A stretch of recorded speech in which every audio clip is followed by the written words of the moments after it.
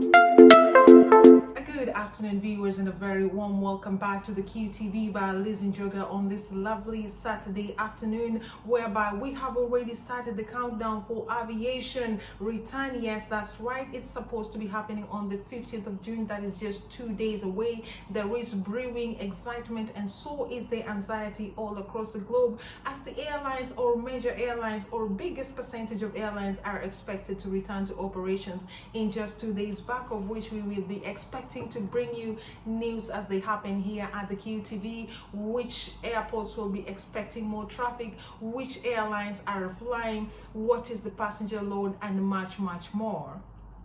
The biggest percentage of airports were shut down on the 25th of March 2020, and accordingly the airspaces were also closed and countries shutting down their borders.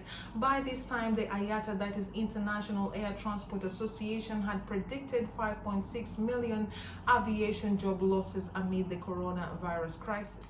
The International Air Transport Association say that about 25 million jobs are at the risk worldwide as air travel demand had collapsed during the coronavirus outbreaks, and it also went ahead to urge governments to quickly implement pledges for financial support for airlines or carriers.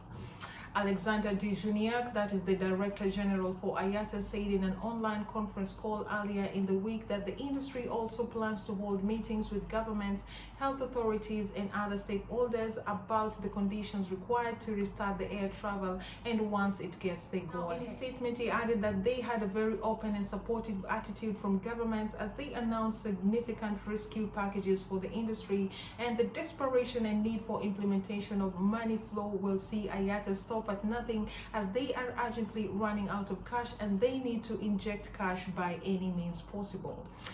This plea comes as the number of flights globally is estimated to drop by 70% in the beginning of the second quarter, and Europe is seeing the worst decline at 90% due to the coronavirus pandemic and the country lockdown that is aimed at containing the coronavirus. This was the statement according to IATA boss. The harsh reality is that globally 65.5 million jobs depend on the aviation industry, of which 2.7 million are airline jobs. One job in the airline supports at least 24 jobs in the wider economy, highlighting the wider impact of the global economy on the industry that is the aviation industry in general.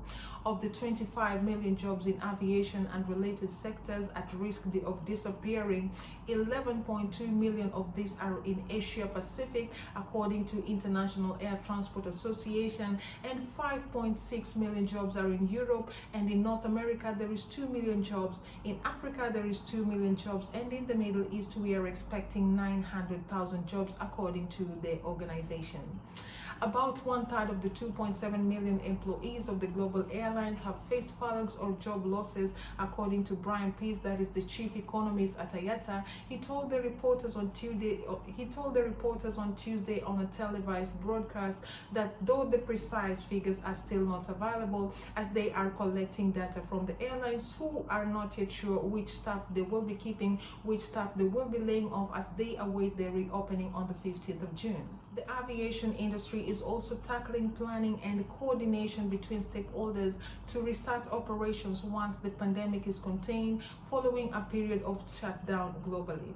Among the factors that the alliance has been looking into also includes conditions of reopening borders, returning personnel, handling expired passport licenses and passenger screening, as well as cost-effective and healthy ways of protecting to ensure that the safety in the air travel has been restored and the confidence as well. The main question about the coming back to normal situation is that how and which conditions will government lift the barriers on travel. Now we take a closer look into the Middle East. The reality is that airlines in the region are struggling to survive, and it should be a matter of concern if these airlines start falling, hitting back on a brick wall, and countries will be having difficulty rebuilding their economies without the aviation planning in its major roles.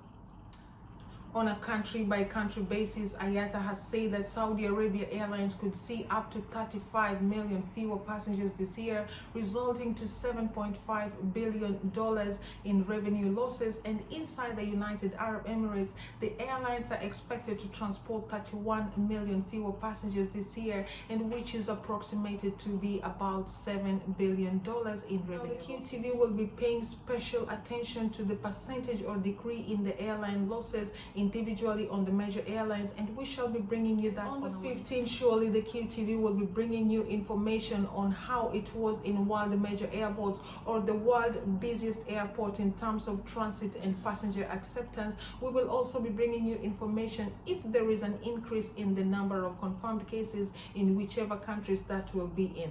We thank you so much for tuning into the QTV. I have been your presenter. My name is Elizabeth Joga, and to look out for our incoming episodes on the opening of the airlines, that is on the 15th of June. Thank you so much and have a wonderful weekend.